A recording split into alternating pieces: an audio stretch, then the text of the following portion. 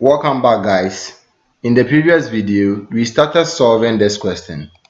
We learned how to draw the diagram for this question, so we were able to draw this diagram. In this video, we are going to tackle the other part of the question, which is to find the distance between R and Q and the bearing of Q from R. So let's start with the first part. Find the distance between R and Q. In the introductory video on solving distance bearing problems, we said that after you've drawn the diagram for the question, the next thing you need to do is to form right angled triangles from the question. So in order to do that, you have to find the interior angles of the triangle. So you find the interior angles from the triangle that is possible to find using geometry. So this is what I mean. We know from this diagram here that this point here is the 90-degree point. Here is the 180 degrees point. So the total angles between this point here is 90 degrees. So if here is 65 degrees, then this other angle, that is the smaller angle here, is going to be 90 degrees minus 65 degrees, which will give us 25 degrees. So you have been able to find this angle here. Let's see if we can find this other angle. Now look at something. This line here, this vertical line passing through R and this vertical line passing through S, these two lines are parallel lines. If they are parallel lines, then the line RS is a transversal crossing the two parallel lines. Because the line RS is a transversal crossing the two parallel lines, we can say that the angle that is created here, which is 65 degrees, and the angle that will be created here will be alternating angles.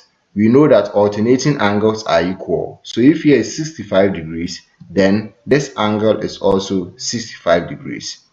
Once again, I have explained alternating angles and all the other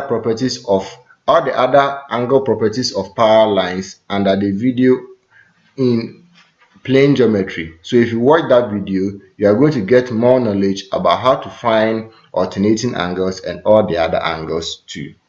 Okay, so we have here to be 65 degrees and here to be 25 degrees. 65 degrees plus 25 degrees will give us 90 degrees. So it means that in this triangle here, triangle RSQ, this side here, the angle on S is our right angled triangle. So from here, I'm going to draw a small right angled triangle that I'll be using for my calculations.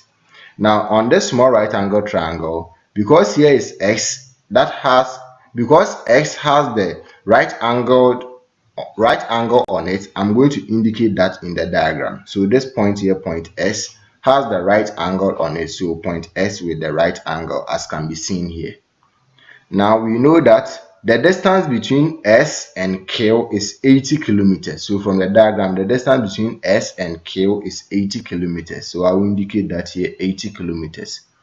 We also know that the distance between S and R is 54 kilometers. So I will indicate that one also on the diagram. The distance between S and R is 54 kilometers.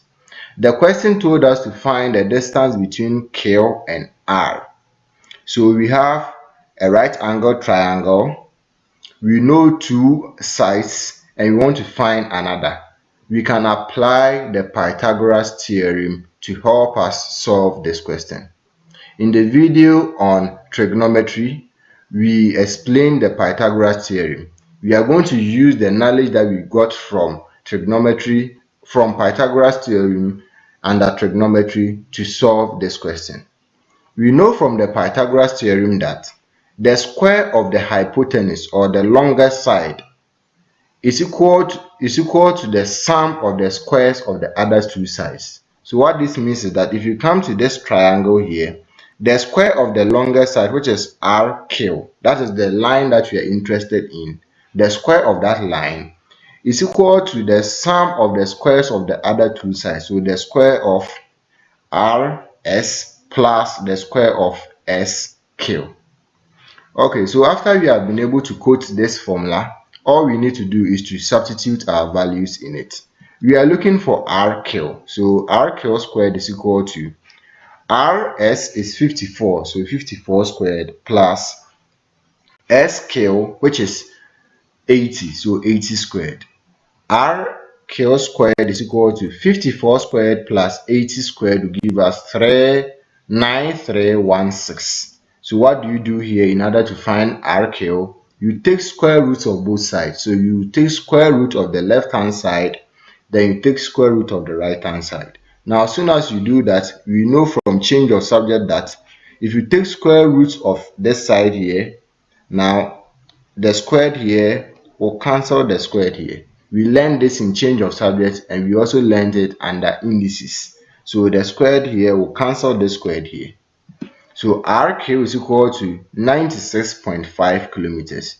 Now you can see that when you find the square root of 9316 on your calculator, the value does not end at 0.5, it continues. But because the question told us to round our answer to one decimal place, we are going to round your answer to just one decimal place here. If you want to learn how to round your answer to the nearest decimal place, watch the video on approximations. There I explain how to do it and how to do it manually, and also how to use the calculator to do it. So if you watch that video, you are going to get more knowledge about how to round your answer to the nearest decimal place. So we can say that the distance between port R and port Q is 96.5 kilometers.